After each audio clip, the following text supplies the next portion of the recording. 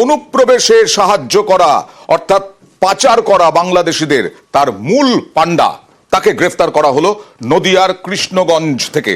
নদিয়ার কৃষ্ণগঞ্জ থেকে অনুপ্রবেশে সাহায্যে গ্রেফতার নদিয়া পুলিশের জালে মাস্টারমাইন্ড। এপারে বাংলাদেশিদের নিয়ে আসার অভিযোগে গ্রেফতার সাগর বিশ্বাস।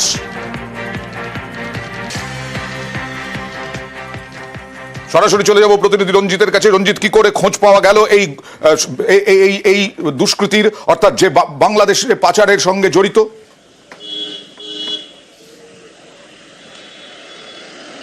দেখো, এই যে সাগর বিশ্বাস গত কয়েকদিন ধরে, তোমাকে জানি রাখি যে গত কয়েকদিন ধরে রানাঘাট পুলিশ জেলার ধানতলা এবং হাসকে থানা পুলিশ বেশ কয়েকজনকে গ্রেপ্তার করে, যারা মূলত মানব পাচারের সাথে জড়িত ছিল, অর্থাৎ অনুপ্রবেশ করার যারা সাহায্য করতো। শুধু ভারত বাংলাদেশ সীমান্ত পেরিয়ে তারা কিন্তু আশ্রয় দিত বাংলাদেশিদের এই দেশে।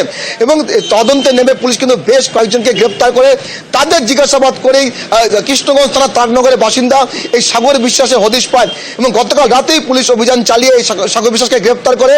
মূলত যেটা পুলিশ জানতে পারা যাচ্ছে যে অনুপ্রবেশ করাতে কিন্তু একেবারে সিদ্ধহস্ত এই সাগর বিশ্বাস, এবং দীর্ঘদিন ধরে তিনি এই কাজের সাথে যুক্ত।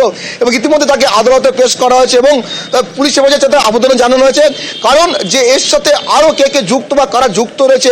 কারণ গত কয়েকদিন ধরে যেভাবে এই অভিযান চালিয়ে গ্রেপ্তার করে, তার মধ্যে থেকে কিন্তু এই সাগর বিশ্বাসের নাম কিন্তু উঠে আসে এবং তার তদন্তে নেমে কিন্তু তাকে গ্রেপ্তার করে। এবং পুলিশ চেষ্টা করে জানার চেষ্টা করছে যে এর সাথে আরো কারা কারা যুক্ত রয়েছে বা কতদিন ধরে এইভাবে এই ধরনের কাজ করা হচ্ছে।